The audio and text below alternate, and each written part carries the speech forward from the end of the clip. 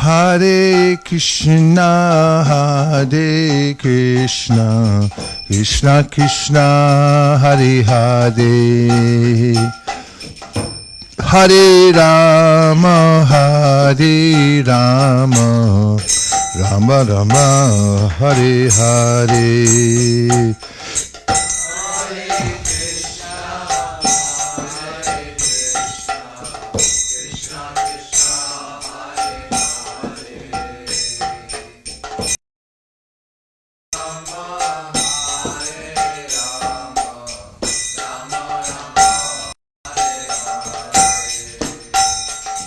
Hare Krishna, Hare Krishna, Krishna Krishna, Hare Hare, Hare Rama, Hare Rama, Rama Rama, Hare Hare.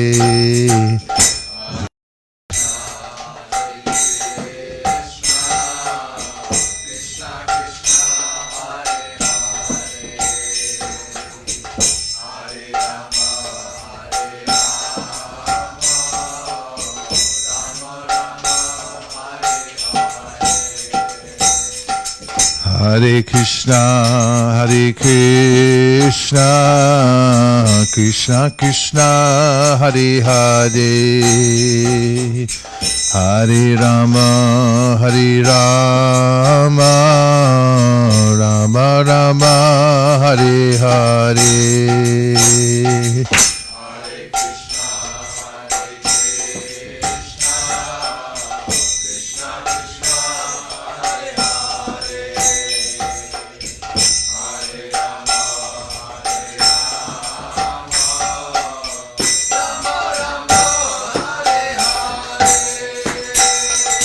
Hare Krishna, Hare Krishna, Krishna Krishna, Hare Hare, Hare Rama, Hare Rama, Rama Rama, Hare Hare.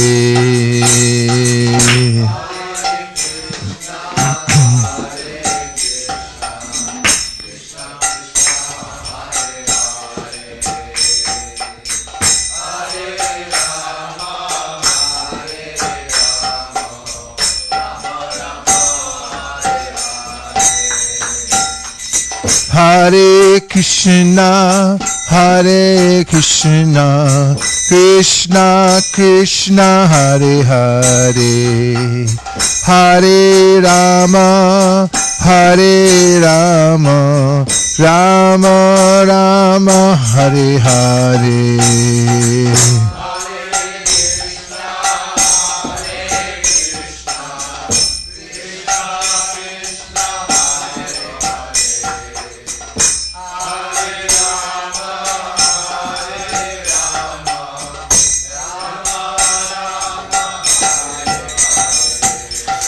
Hare Krishna, Hare Krishna, Krishna Krishna, Hare Hare, Hare Rama, Hare Rama, Rama Rama, Hare Hare.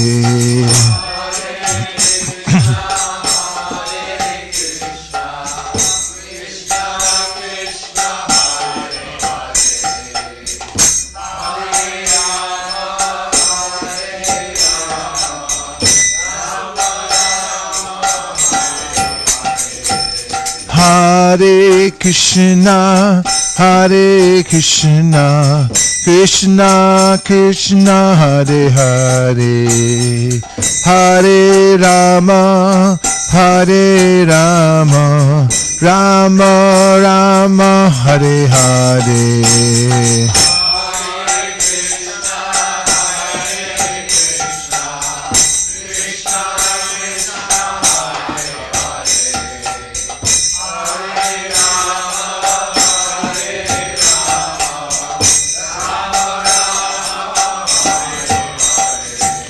Hare Krishna, Hare Krishna, Krishna Krishna Hare Hare Hare Rama Hare Rama Rama Rama Hare Hare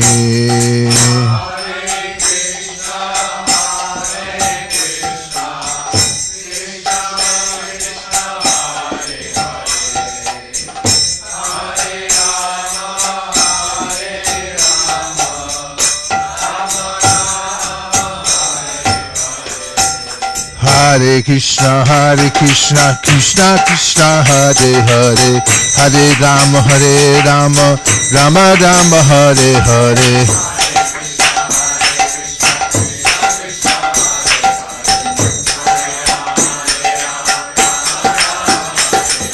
Hare Krishna, Krishna Krishna, Hare Hare, Hare Rama, Rama Rama, Hare Hare.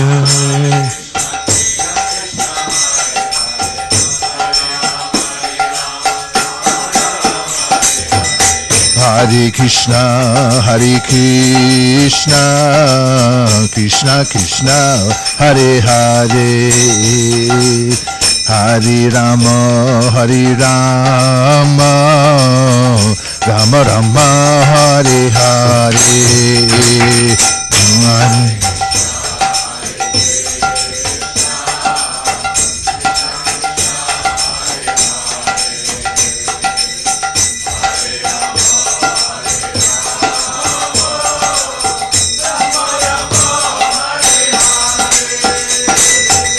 Hare Krishna, Krishna Krishna, Hare Hare, Hare Rama, Rama Rama, Hare Hare. It's time.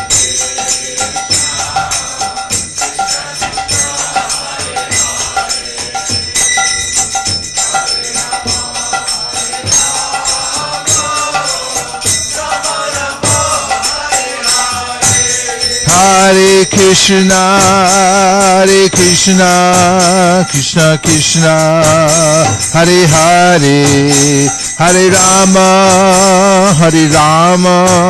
Rama Rama, Hare Hare.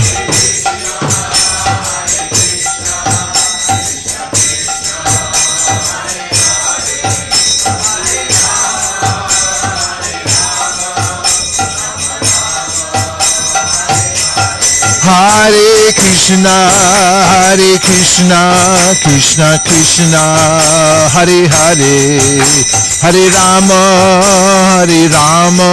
Rama Rama, Hare Hare.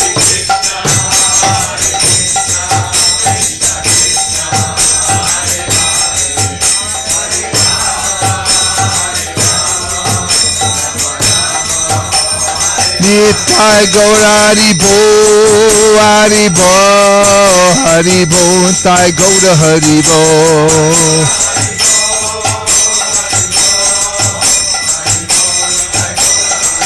Jai Jai Prabhupada, Prabhupada, Jai Jai Prabhupada.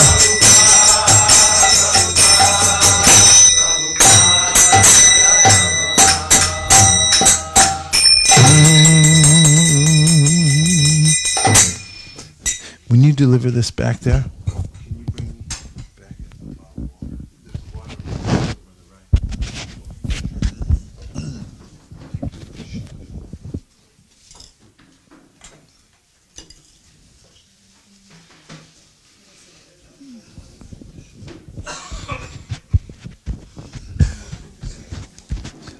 One more thing to say.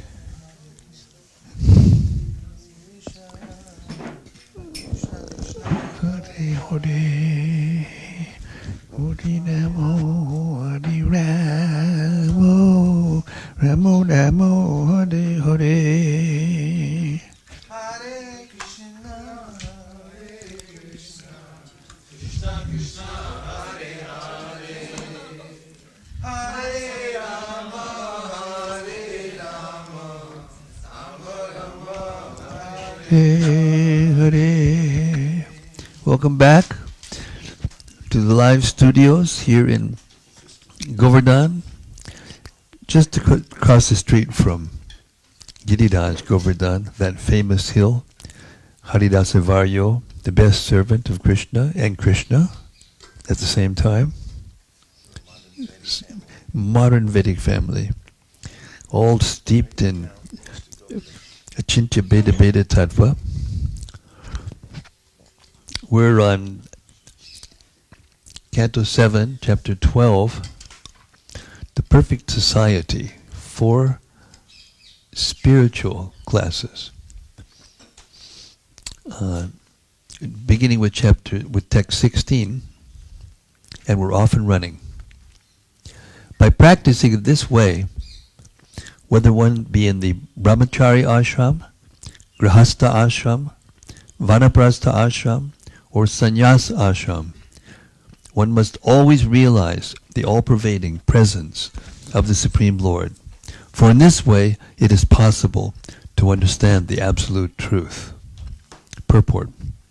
This is the beginning of self-realization. One must first understand how Brahman is present everywhere and how he is acting. This education is called Brahma Jigyasa and is the real concern of human life. Without such knowledge, one cannot claim to be a human being. Rather, he remains in the animal kingdom. As it is said, Saeva Gokada.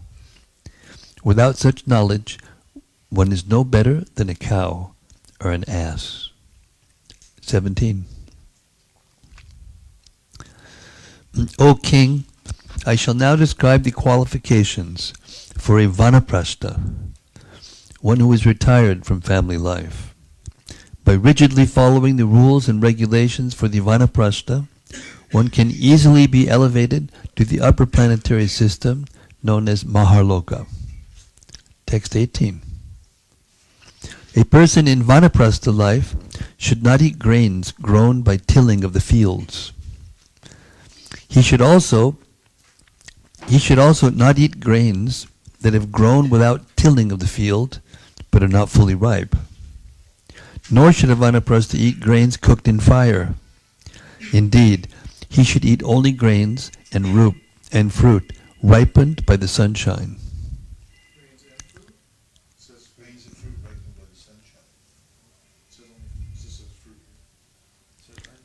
Grains and fruit ripened by the sunshine. Text 19. A vanaprastha should prepare cakes to be offered in sacrifice from fruits and grains grown naturally in the forest. When he obtains some new grains, he should give up his old stock of grains. Text 20. A vanaprastha should prepare a thatched cottage or take shelter of a cave in a mountain only to keep the sacred fire. But he should personally practice enduring snowfall, wind, fire, rain, and the shining of the sun. 21. The vanaprastha should wear matted locks of hair on his head and let his body, hair, nails, and mustache grow. He should not cleanse his body of dirt. He should keep a water pot, deerskin, and rod, wear the bark of a tree as a covering, and use garments colored like fire. 22. Being very thoughtful, a vanaprastha should remain in the forest for 12 years, 8 years, 4 years, 2 years, or at least 1 year. He should behave in such a way that he will not be disturbed or troubled by too much austerity. Okay, what would too much austerity be then? 23. When because of disease or old age one is unable to perform his prescribed duties for advancement in spiritual consciousness or study of the Vedas, he should practice fasting, not taking any food. 24.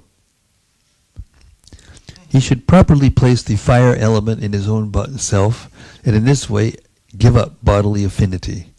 by which one thinks the body to be oneself or one's own. One should gradually merge the material body into the 5 elements: earth, water, fire, air, and sky. Purport. The body is an effect of a cause, namely, the 5 material elements: earth, water, fire, air, and sky.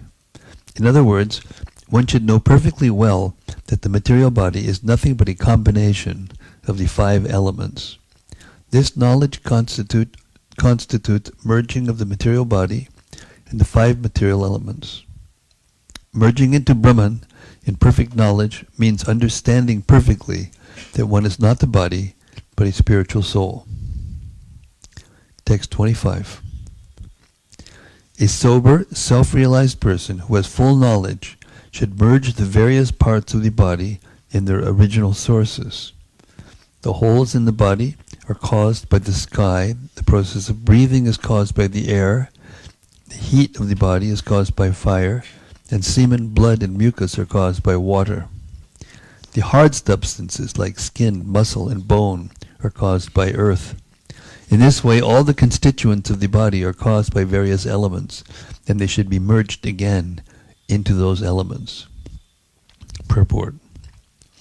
To be self-realized, one must understand the original sources of the various elements of the body.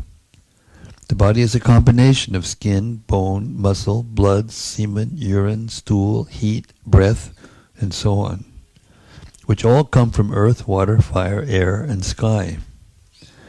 One must be well conversant with the sources of all the bodily constituents. Then one becomes a self-realized person, or Atmavan, one who knows the self.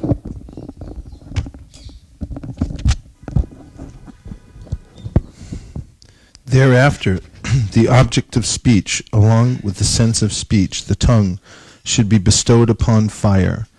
Craftsmanship and the 2 hands should be given to the demigod Indra. The power of movement and the legs should be given to Lord Vishnu. Sensual pleasure, along with the genitals, should be bestowed upon Prajapati.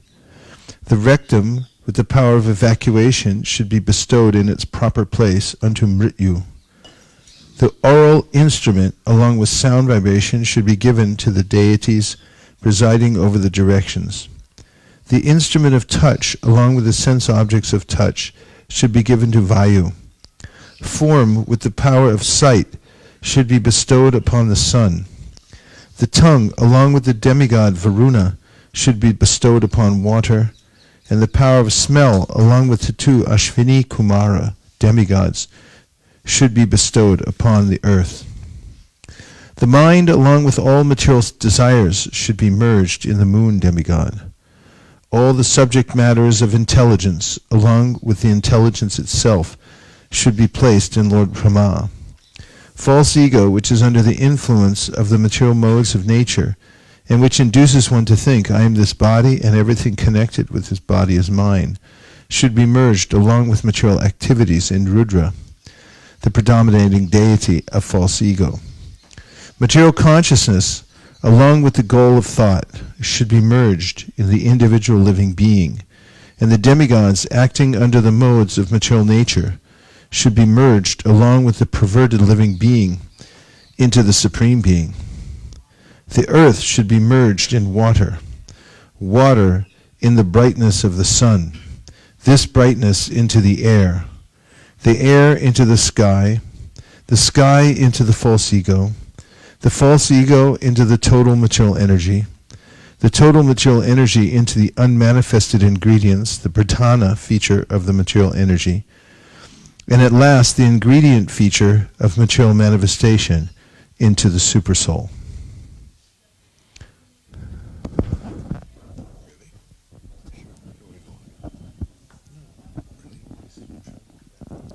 Oh, I see.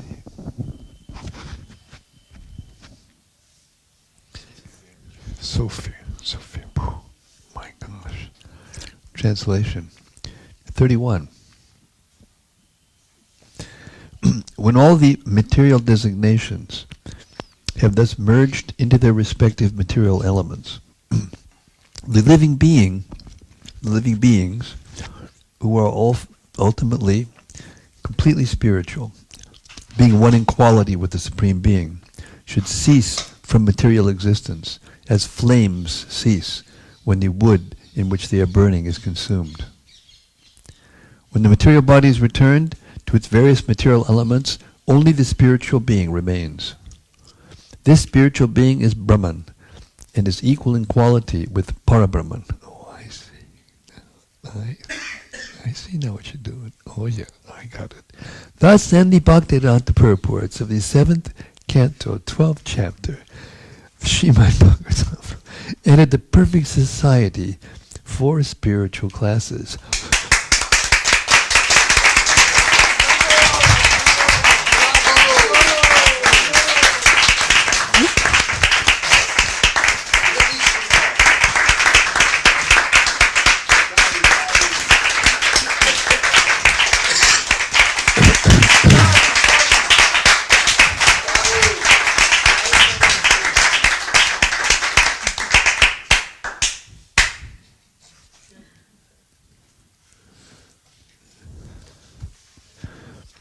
Chapter 13, the behavior of a perfect person.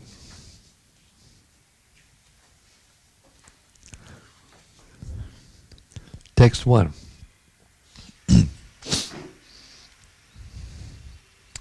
Sri Narada Muni said, a person able to cultivate spiritual knowledge should renounce all material connections, and merely keeping the body inhabitable, he should travel from one place to another, passing only one night in each village. In this way, without dependence in regard to the needs of the body, a sannyasi should travel all over the world. Text 2. A person in the renounced order of life may try to avoid even a dress to cover himself. If he wears anything at all, it should be only a loincloth, and when there is no necessity, a sannyasi should not even accept a danda. A sannyasi should avoid carrying anything but a danda and kamandalu.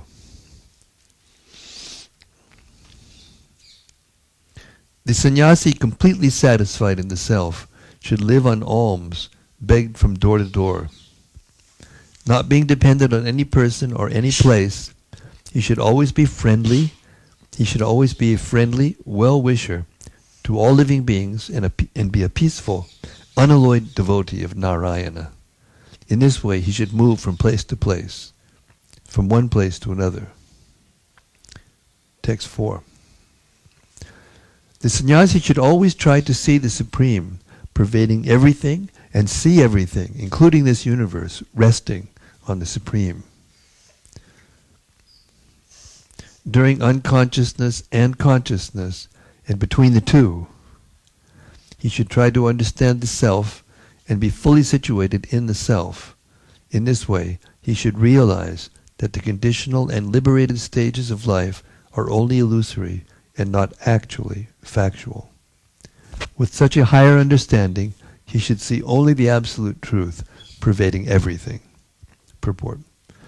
The unconscious state is nothing but ignorance, darkness, or material existence. And in the conscious state, one is awake. The marginal state, between consciousness and unconsciousness, has no permanent existence. Therefore, one who is advanced in understanding the self should understand that unconsciousness and consciousness are but illusions, for they fundamentally do not exist. Only the Supreme Absolute Truth exists, as confirmed by the Lord in Bhagavad Gita 9.4. Maya tatamidang sarvam jat avyakta mritina sarvabhutani nachaham te shavastitaha. By me and my unmanifested form, this entire universe is pervaded. All beings are in me, but I am not in them. Everything exists on the basis of Krishna's impersonal feature. Nothing can exist without Krishna. Confirmed. Therefore, the advanced devotee can see the Lord everywhere. Therefore, the advanced devotee of Krishna can see the Lord everywhere without illusion.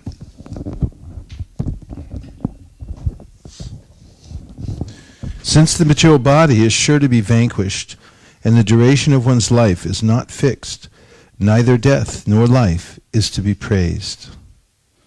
Rather, one should observe the eternal time factor in which the living entity manifests himself and disappears.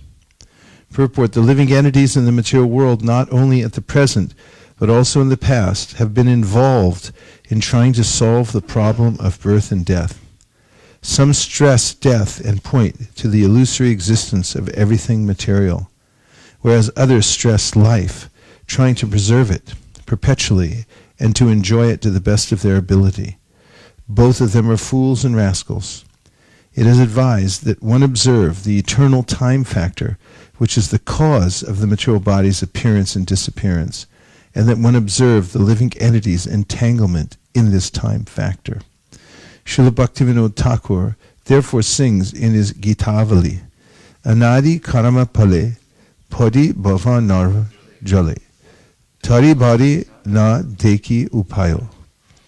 One should observe the activities of eternal time, which is the cause of birth and death. Before the creation of the present millennium, the living entities were under the influence of the time factor. And within the time factor, the material world comes into existence and is again annihilated. Bhutva bhutva praliyate. Being under the control of the time factor, the living entities appear and die, life after life. This time factor is the impersonal representation of the Supreme Personality of Godhead, who gives the living entities, conditioned by material nature, a chance to emerge from this nature by surrendering to Him. Oh yes, that mic.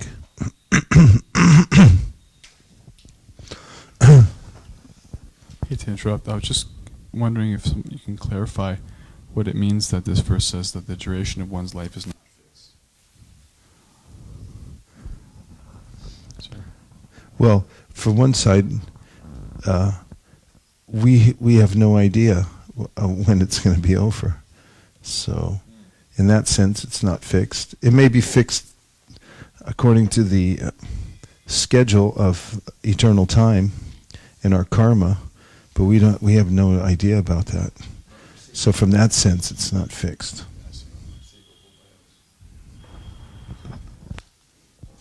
Besides that, there are other discussions that could be had. For instance, there's the discussion of untimely death, which I find endlessly fascinating. Well, just the fact that you get a certain, according to your karma, there's a certain number of breaths you get, or you're supposed to live for a certain amount of time.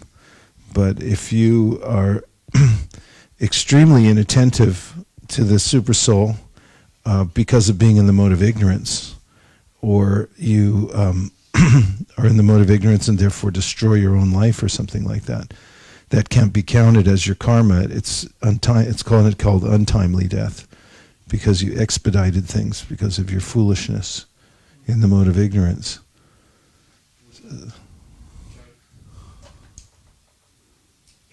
That calculation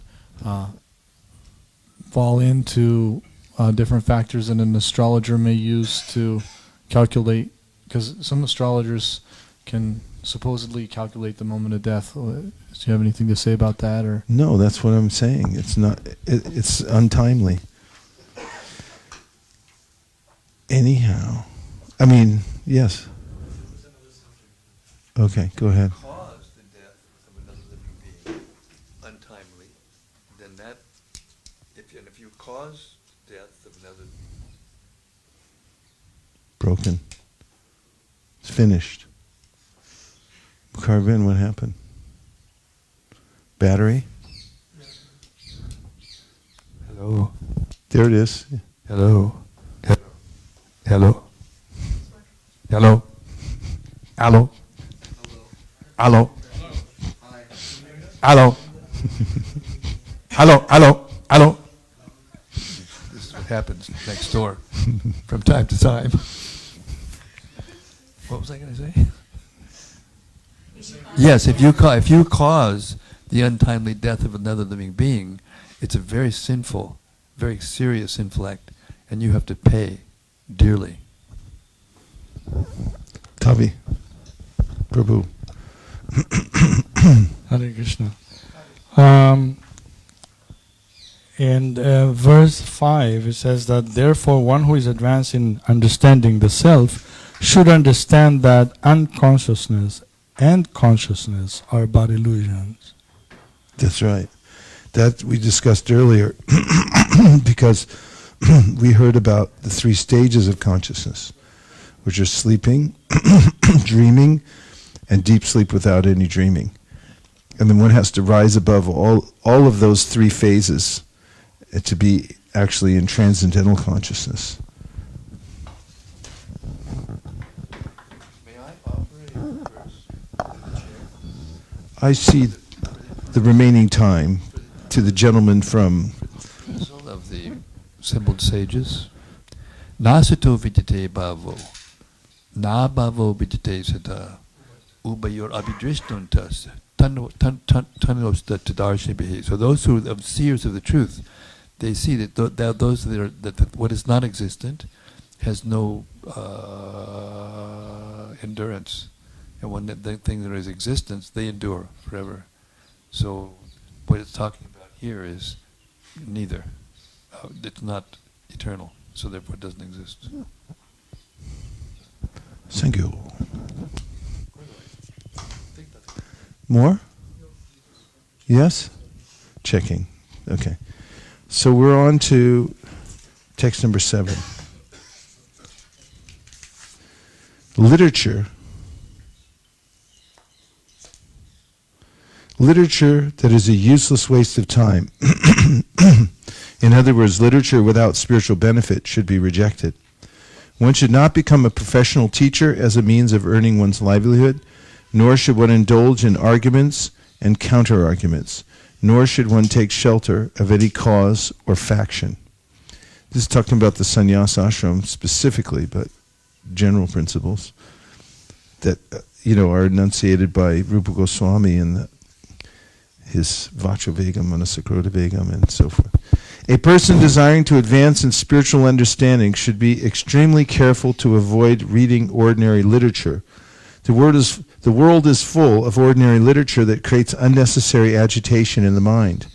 Such literature, including newspapers, dramas, novels, and magazines, is factually not meant for advancement in spiritual knowledge. Indeed, it has been described as a place of pilgrimage, place of enjoyment for crows. Tadvayasam tirtam. Anyone advancing in spiritual knowledge must reject such literature.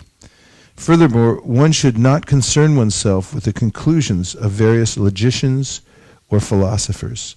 Of course, those who preach sometimes need to argue with the contentions of opponents, but as much as possible one should avoid an argumentative attitude. In this connection, Srila Madhvacharya says, Aprayojana paksham na samshayet na projajana pakshisyan na vrata shishya bhandakrit na chodasina shastrani na virudhani chabyaset na vakyayopajiveta na nishidhan samacharet evam bhuto yatiryati tadeka sharano harim. There's no need to take shelter of unnecessary literature or concern oneself with many so-called philosophers and thinkers who are useless for spiritual advancement. Nor should one accept a disciple for the sake of fashion or popularity. One should be callous to these so-called shastras, neither opposing nor favoring them. And one should not earn one's livelihood by taking money for explaining Shastra. A sannyasi must always be neutral and seek the means to advance in spiritual life, taking full shelter under the lotus feet of the Lord. 8. A sannyasi must not present allurements of material benefits to gather many disciples, nor should he unnecessarily read many books or give discourses as a means of livelihood. He must never attempt to increase material opulences unnecessarily. Purport: so-called swamis and yogis generally make disciples by alluring them with material benefits. There are many so-called gurus who attract disciples by promising to cure their diseases or increase their material opulence by manufacturing gold. These are lucrative allurements for unintelligent men. A sannyasi is prohibited from making disciples through such material allurements. Sannyasis sometimes indulge in material opulence by unnecessarily constructing many temples and monasteries, but actually such endeavors should be avoided. Temples and monasteries should be constructed for the preaching of spiritual consciousness or Krishna consciousness, not to provide free hotels for persons who are useful for neither material nor spiritual purposes. Temples and monasteries should be strictly off limits to worthless clubs of crazy men. In the Krishna consciousness movement, we welcome everyone who agrees at least to follow the movement's regulative principles: no illicit sex, no intoxication, no meat eating, and no gambling. In the temples and monasteries, gatherings of unnecessary, rejected, lazy fellows should be strictly disallowed. The temples and monasteries should be used exclusively by devotees who are serious about spiritual advancement and Krishna consciousness. Srila Vishwanath Chakravarti Thakur explains the word aramban as meaning matadi vyaparan, which means attempts to construct temples and monasteries. The first business of the sannyasi is to preach Krishna consciousness. But if, by the grace of Krishna, facilities are available, then he may construct temples and monasteries to give shelter to the serious students of Krishna consciousness. Otherwise, such temples and monasteries are not needed. 9. A peaceful, equipoised person who is factually advanced in spiritual consciousness does not need to accept the symbols of a sannyasi, such as the Tridanda and Kamandalu. According to necessity, he may sometimes accept those symbols and sometimes reject them.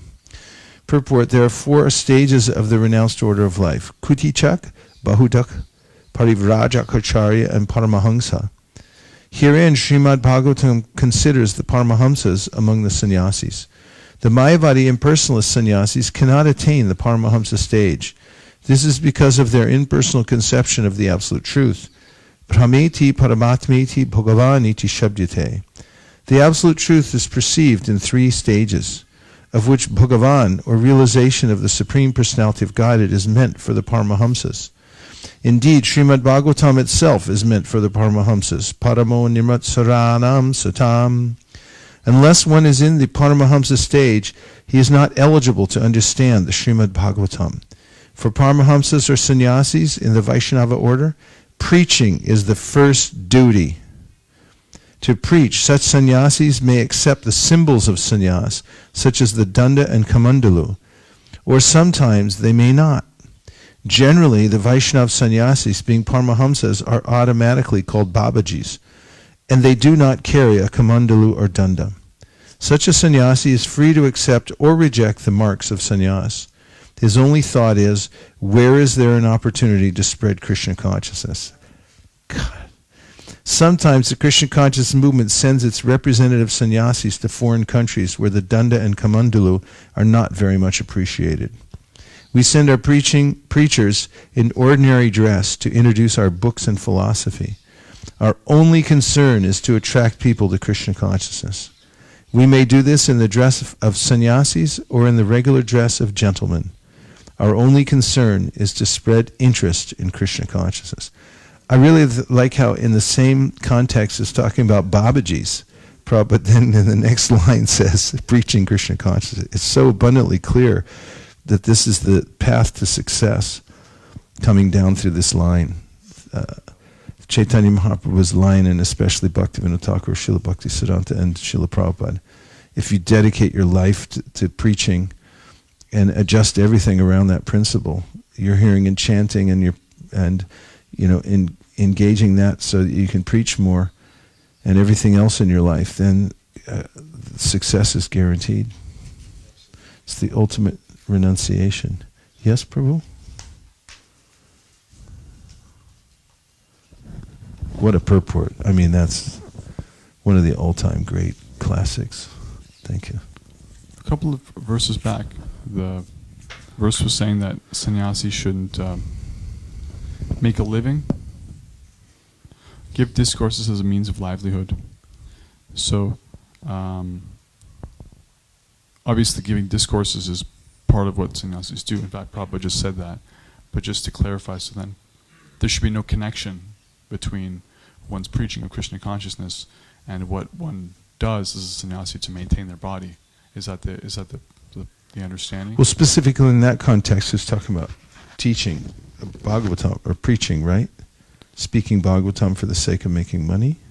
It's verse 8. It says, should not present allurements of material benefits to gather many disciples, nor should he unnecessarily read many books, or give discourses as a means of livelihood. Right. It's just like this, here at Govardhan during Kartik, you see these big hoardings where they're advertising this yogi and that yogi. Those people are professionals for the most part. I mean, I don't know who they all are, but so I don't want to make an offense. But practically all of them are, Gopi used to say. But they'll come for a fee, and they're being paid because they're expert. They've memorized all the leelas. They also have music. They have a whole dog and pony show. They set it up, and everyone comes, they weep, and then they go home and smoke a beedi. And it's a professional thing. Srila Bhaktisiddhanta used to have a diorama where they had a man out there preaching Bhagavatam, and then there was a real thin veil, and behind it, the woman was there, the baby was there, and it showed like his hidden motive was, I'm feeding the family by doing this. And he also said how the shalagram, such people, it's equivalent to using a shalagram shila to crack nuts, so you can have a little snack like that. So then, giving discourses is bona fide, accepting donations is bona fide, but being attached to it, charging a fee, living off of that, that's where the... Yeah, I mean, it's yajan, patan, dhanan, pratigraha. It's part of the duty, to accept, but the person doesn't... Like Prabhupada, he would accept donations, but he didn't touch them. Everything was all... He touched them, but it was all passed on to spreading Krishna consciousness. It all gets burned in the fire of Sankirtan, because everything's being used for expanding the preaching. He's not keeping it, to make a more comfortable lifestyle. So yes, he accepts donations, but it's not like he's charging and that's his expectation. That's why he's going there. Like if he makes a distinction, say a sannyasi is going door to door to beg, and then he thinks, well, that neighborhood's better, because they're really going to give me more. But he should be not discriminate. In fact, that's there in the Shastra. And we may even come to it in this section. I think it's here. But if he thinks that that's more lucrative, that's not what it means by doing the Madhukari. It means you should just depend on Krishna, whatever happens. And whatever people give as a result of your preaching, then you accept that as Krishna's mercy and you use it to expand. I have kind of a personal principle that I live by, that I don't ask for myself. And whatever comes, and I use it in Krishna service, and whatever I need, it appears. It's mystical. If you don't ask, then and it comes to you and you use it for Krishna service, it's being sent by Krishna as a gift for your preaching. Free gift.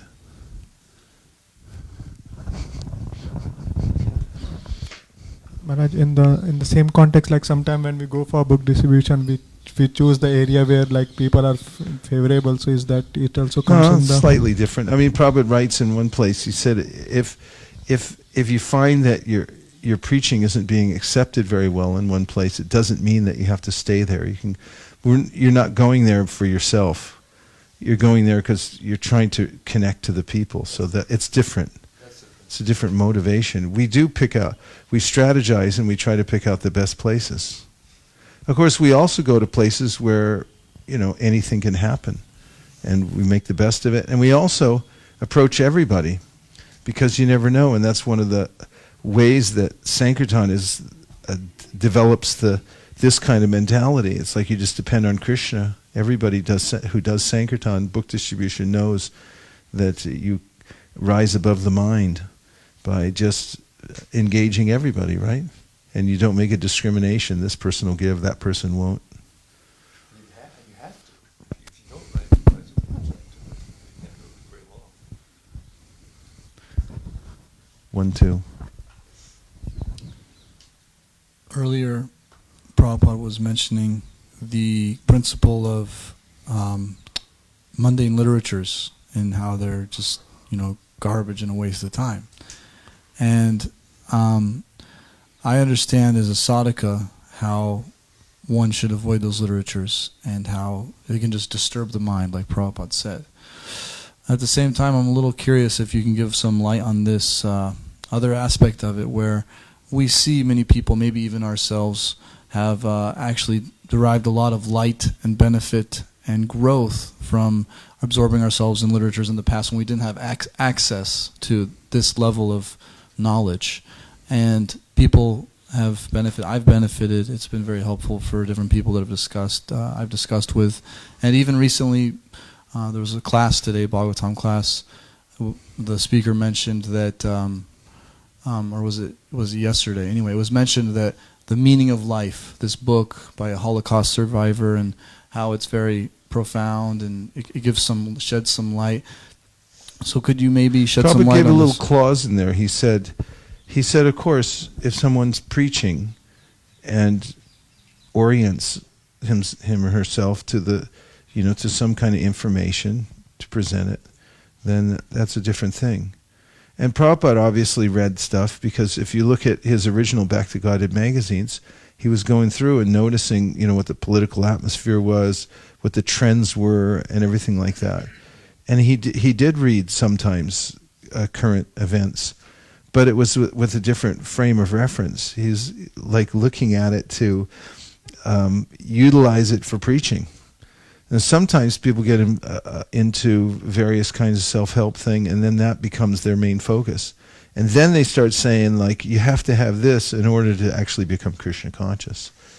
No, that really happens, as people take a seminar and then they'll say, oh, this is why I'm not Krishna conscious. I didn't have this seminar before. Everyone has to take it. Otherwise you can't understand Prabhupada's books and so forth. And that can happen. And also just wasting time. Like, I noticed, when was it? I hate to even bring it up. Maybe it was 2 years ago, 2016, we were here, and then the big election. There was an election in America. Probably some of you heard about it. And I just remember, like, I just avoid the news. But then after that whole thing broke out, like, for a little while, my mind got absorbed in it and think, this couldn't be true. And then, I was just trying to think, they're all going to like retract this within a month and just say, we made a mistake. We're sorry. We take it back, And then, I kept looking in like, when's it going to happen, And it never did, but I just got more and more anxiety. But then I went back in my hole and I said, that's it. I don't want to watch. I don't want to hear about it anymore.